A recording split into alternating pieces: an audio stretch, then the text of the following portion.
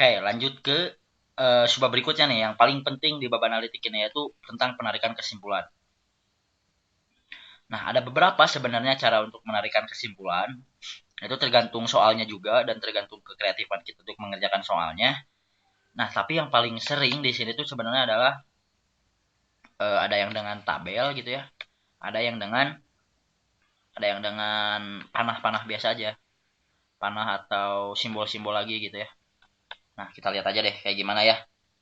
Nih, yang pertama soal yang tadi. Ini kalau yang langsung ke video ini, saya sarankan tonton dulu video sebelumnya ya. Nah, jadi tadi kita telah di subbab sebelumnya yaitu tentang penyimbolan dan kekonsistenan, kita dapat memperoleh ini ya. Sorry. Nah, kita dapat memperoleh ini. Kayak gini. Dia jadi si Agung ini dia bakal nikah nih kalau udah tentram. Jadi dia tentram dulu baru udah nikah. Dia bakal melanjutkan pendidikan kalau dia punya jabatan dulu. Dia bakal punya jabatan kalau udah nikah. Dan dia bakal nikah kalau punya pekerjaan. Kayak gitu ya. Nah, sekarang lihat soalnya. Jika saat ini Agung telah punya jabatan. Oke, Agung punya jabatan nih. Jadi si Agung punya jabatan di sini. Ini udah tercapai.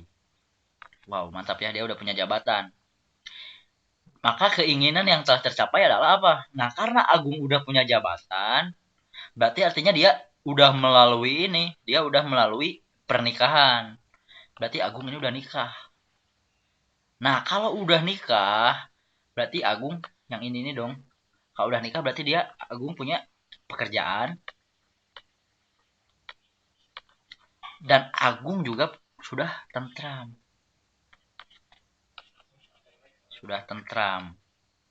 Nah, yang Agung belum punya itu dia melanjutkan pendidikan ya. Belum tahu kita. Nah, jadi yang udah tercapai sama Agung itu adalah itu, nikah, pekerjaan, tentram. Menikah, tentram, sukses, belum ya. Terus punya pekerjaan, menikah, sukses, belum.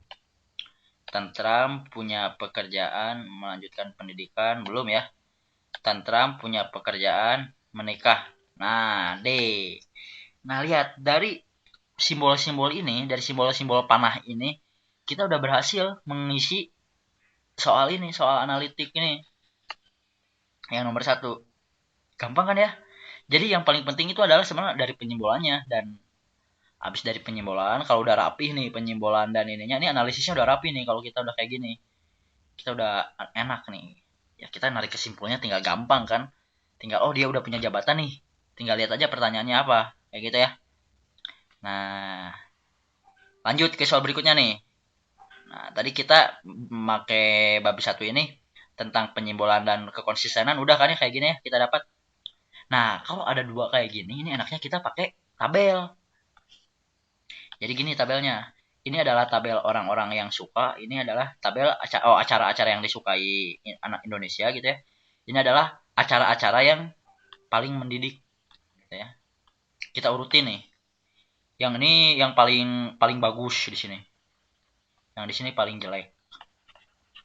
Itu ya. Kita buat 1, 2, 3, 4. Ada berapa? 5 ya? 1, 2, 3, 4, 5. 1, 2, 3, 4, 5. Nah, kita tinggal nempel-nempelin di sini. Acara yang paling nggak disuka itu ternyata film ya. Film, terus berita, terus musik, terus animasi, terus sinetron. Nah, jadi sinetron paling bagus nih, paling disukai Indonesia. Tapi sinetron di sini yang paling gak mendidik ya. Sinetron, animasi, terus apa lagi nih? M itu musik ya, musik, F itu film, B itu berita. Nah, ini nih. Jadi kayak gini nih. Jadi yang jelek itu yang jelek itu berarti artinya yang kurang disukai adalah film ya di Indonesia, film kurang disukai. Yang kurang mendidik di Indonesia itu adalah sinetron, kayak gitu-gitu ya. Nah, jadi kita lihat pertanyaannya apa kalau udah buat tabel gitu. Kita lihat pertanyaannya. Jika acara sinetron dijadikan acara unggulan televisi, maka pemirsa akan menonton acara yang paling.